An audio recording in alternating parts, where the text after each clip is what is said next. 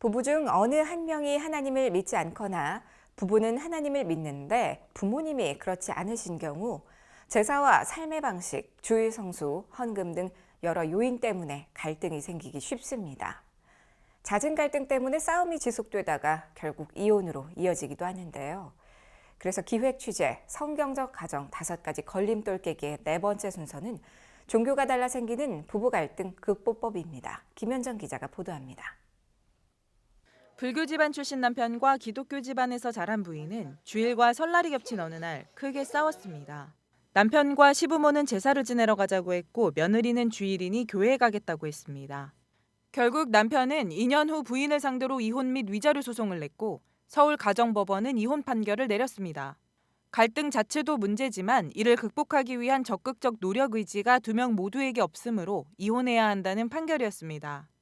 사실상 서로 이해관계가 다를 때, 또 자신의 필요가 서로 채워지지 않을 때 편안하고 또 이렇게 서로에 대해서 배려하는 마음을 갖기 쉽지가 않습니다. 그렇지만 우리가 이제 이 부부 관계를 유지하는 것이 또 우리 가정을 행복하고 평안하게 유지하는 것이 더 중요하다는 사실을 고린도전서 7장 14절 말씀은 종교가 다른 부부가 하나 돼야 하는 이유를 알게 합니다.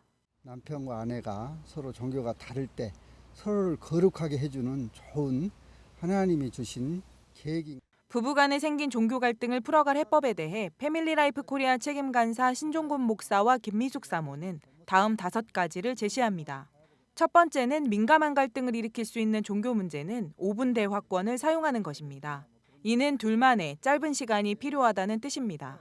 말할 때는 상대를 지적하지 말고 내 느낌에는, 내 생각에는 등 나 중심의 화법을 사용합니다. 두 번째로 부부끼리 합의되지 않은 상태에서의 헌금은 합의될 때까지 유보합니다. 서로 마음을 합해서 이 나에게 주신 물질이라든지 모든 것이 하나님의 것이다. 몰래 이렇게 한다든지 또 남편이 알아서 그것에 대해서 계속 짜증내는 상황 속에서 헌금하는 것은 하나님이 기뻐 받으시지 않을 것 같아요. 하나님을 믿지 않는 배우자를 잘 섬기는 것이 3번째입니다. 가정 안에서의 역할을 사역이나 교회 일보다 우선해야 합니다.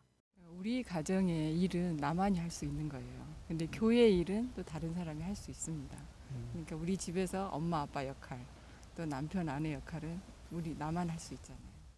4번째는 홈빌더나 부부학교와 같은 부부 프로그램을 통해 믿음의 소그룹 공동체를 갖고 꾸준히 함께 기도하고 교제하는 것입니다. 5번째로는 배우자를 비난하지 말고 왜 교회에 가지 않는지 묻고 이해하려는 마음을 가져야 합니다. 내가 종교를 바꾸면 가족에게 무슨 잘못된 일이 일어날까 봐 이렇게 기독교 아닌 분들의 어떤 그 신앙관, 그런 종교관들에 대해서 우리가 이해를 해줘야 되겠고. 하나님을 믿지 않는 배우자와의 결혼에 가장 필요한 것은 소망을 끝까지 잃지 않는 것입니다. 율법적인 것을 보여주기보다는 너그러운 용서와 사랑과 오래 참음과 인내와 이런 걸 보여주면서 열심히 자기가 나와서 기도해서 하나님이 돌이켜 주시길. 근데 그런 사람들이 5년, 10년이 지나면은 결국은 다 돌아오더라고요. 사라가 2번이나 아내를 거짓말로 팔은 아브라함을 끝까지 믿고 기다려 믿음의 가정을 이룬 것처럼 주님 안에서의 믿음과 기다림은 하나의 가정이라는 아름다운 열매를 거두게 합니다. CGN 투데이 김현정입니다.